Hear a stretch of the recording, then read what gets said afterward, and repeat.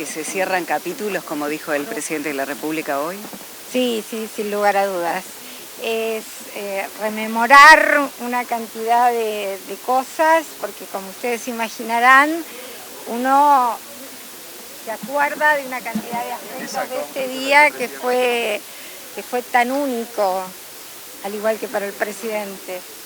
Y sentimos, bueno, sí que se ha cerrado un ciclo, que empieza a cerrarse un ciclo, y con el entusiasmo de que siga siendo esta democracia tan maravillosa que tenemos. Tiene que haber diálogo. Quien gane a partir de ahora tiene que convocar a dialogar, por lo menos ve señales en ese sentido cuando sabemos que hubo reuniones previas, por ejemplo. Sí, sin lugar a dudas. Va a ser un periodo donde de alguna manera la ciudadanía nos habló que debe haber diálogo, profundizar el diálogo. En verdad, en Uruguay, con las diferencias y énfasis que cada periodo ha tenido, el diálogo entre los partidos políticos existe, entre los representantes existen, y bueno, habrá que hacer un ejercicio más profundo en el Parlamento, y quien sea presidente deberá también llevar adelante un diálogo distinto con la oposición. Pero miren, hoy escuchaba medios internacionales y pensaba, qué orgullo que todos empezaban de una forma u otra resaltando lo que son las jornadas cívicas acá en Uruguay. Así que si hay mensaje que enviamos al mundo es que gane quien gane,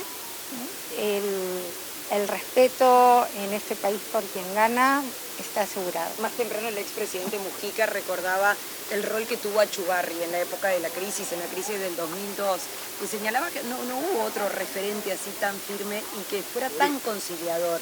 ¿Hay en los partidos políticos, en la conformación de los partidos hoy, una persona o varias personas que puedan encargarse de algo así? Yo era diputada en la época que le tocó asumir a Achugarri, nada más ni nada menos que ser el referente en la época de la crisis económica. Fue un gran negociador, siempre lo fue, y en esos momentos fue un hombre clave, que transmitía una gran confianza y que todos los partidos escuchaban y acompañamos. Cada periodo parlamentario es distinto y en todos existen los que se denominan los puentes. Así que no va a faltar en esta legislatura. ¿Cómo se imagina? Precisamente como puentes. ¿Hoy a quiénes ve como puentes? Hay varios. En las bancadas están tal cual quedaron conformadas, hay varias, están en las dos cámaras. Así que sin lugar a dudas va a haber. Yo tengo mucha confianza en que en el acercamiento, especialmente en aquellos proyectos de ley que son importantes para el país. ¿En qué rol se imaginan los próximos años? Primero me imagino haciendo ese traslado de responsabilidad a la futura vicepresidenta, porque va a ser vicepresidenta. Y segundo, volver a la militancia es mi prioridad. ¿Todo organizado para comenzar una transición ordenada? Sí, está todo pronto. Por ejemplo. Bueno, primero le digo que empezamos, ustedes saben que el Palacio cumple los 100 años el próximo año y se está arreglando todo la oficina de la vicepresidenta y se vuelve al empapelado original que se consiguió. Así que se va a dejar tal cual se inauguró y esperamos terminarlo ya la semana que viene y ultimando los detalles para que quien asuma la responsabilidad pueda el año que viene planificar una fiesta de democracia el 25 de agosto y después, bueno, ya con el secretario tanto de la Comisión Administrativa como del Senado, tenemos todo pronto para hacer la transferencia en lo que tiene que ver con lo presupuestal y un poco también comentar la dinámica. Beatriz, se habla mucho de balance en estas etapas, ¿no? Si tuviera que hacer el suyo, ¿por qué valió la pena y qué le faltó? Primero valió la pena porque cuando empezamos este periodo fue un momento muy difícil que transitamos y el Parlamento asumió el desafío por parte de todos los partidos políticos funcionando, sabiendo que eran momentos difíciles, pero que había que crear el fondo COVID, votar leyes que tenían que ver con las situaciones de distintos sectores de trabajadores, y vino la luz, y vino el presupuesto, y el Parlamento nunca dejó de funcionar. ¿Y saben por qué lo resalto? Ahora que hablábamos de diálogo, porque tuvimos todos los partidos políticos siempre trabajando en el Parlamento, independientemente de lo que votábamos. Y lo que faltó, yo creo que no faltó más que, bueno, para cada uno algún proyecto de ley que puedan considerar importancia para alguno de los legisladores que lo presentó. Pero en general, lo que nos habíamos propuesto, las leyes se sancionaron. Recién hablaba del diálogo, de los puentes. ¿Cómo es la relación, digamos, entre los parlamentarios de distintos partidos en el Parlamento? Porque hay como una imagen pública, y más en las campañas donde las asperezas se agrandan, pero adentro, ¿es distinta la relación?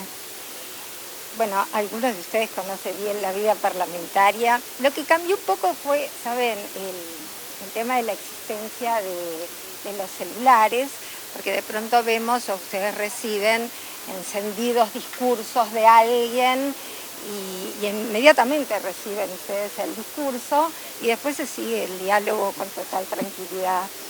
El diálogo existe en los despachos, en las comisiones. Miren, se dan diálogos, por ejemplo, entre parlamentarios que no están de acuerdo con un proyecto de ley, pero que colaboran con la redacción para que esté más ajustada. Y el diálogo de los pasillos que existió, existe y ojalá exista siempre en los futuros parlamentos. Estamos en vivo para Radio Monte Carlo y en el sentido de lo que preguntaba el colega, ¿cómo se imagina una próxima legislatura teniendo en cuenta sobre todo algunas declaraciones altisonantes que se dieron en estos últimos días, más que nada? Mire, yo hace muchos años que vivo la vida del Parlamento. Todos son diferentes, pero nunca falta diálogo. Y si la conformación exige de alguna manera profundizar el diálogo, en todos hay quienes coordinan y quienes se ocupan de llevar adelante esos puentes. Miren, hay especialidades diferentes. Hay parlamentarios que son los que hacen los discursos encendidos, otros que se especializan en presupuesto y en las negociaciones de presupuesto, y hay otros, entre las que me cuento, que me parece muy importante nunca perder el diálogo. Queda para la historia que un día se faltó a la verdad en el Parlamento. ¿Fue así o no fue así? No. Lo denunció una viceministra, ¿no? Mire, yo les voy a decir algo.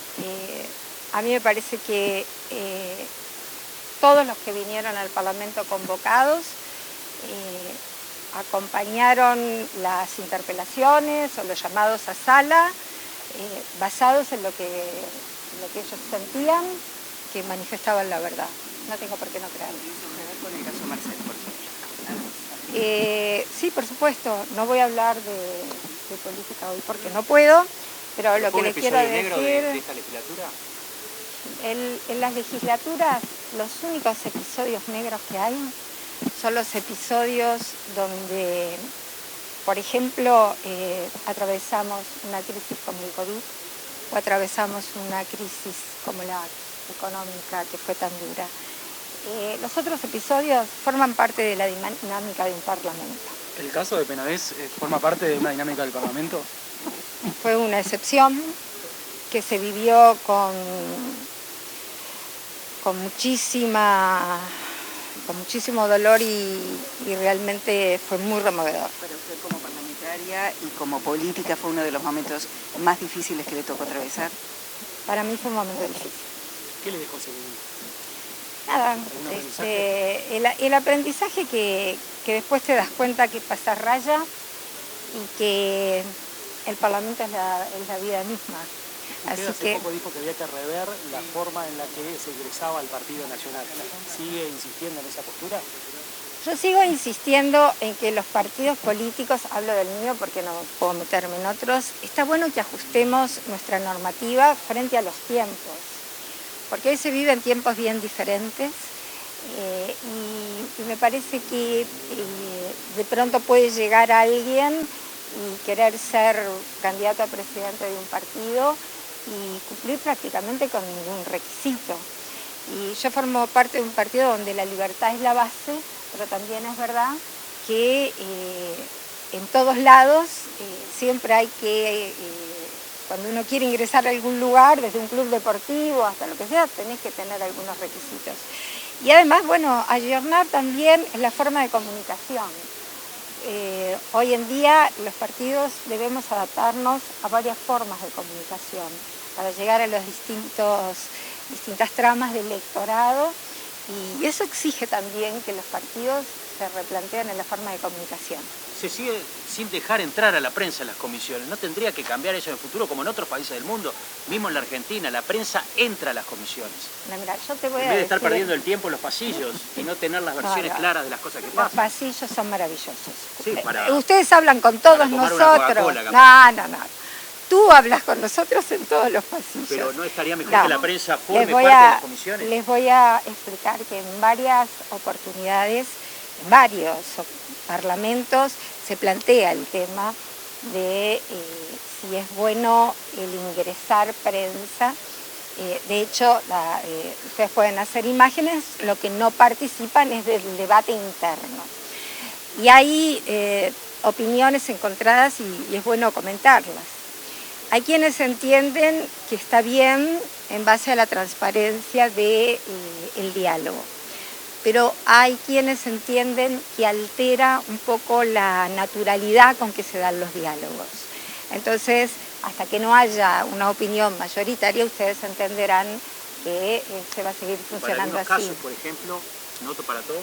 En realidad, soy de las que cree que no debe haber excepciones. O se abre para todos o no.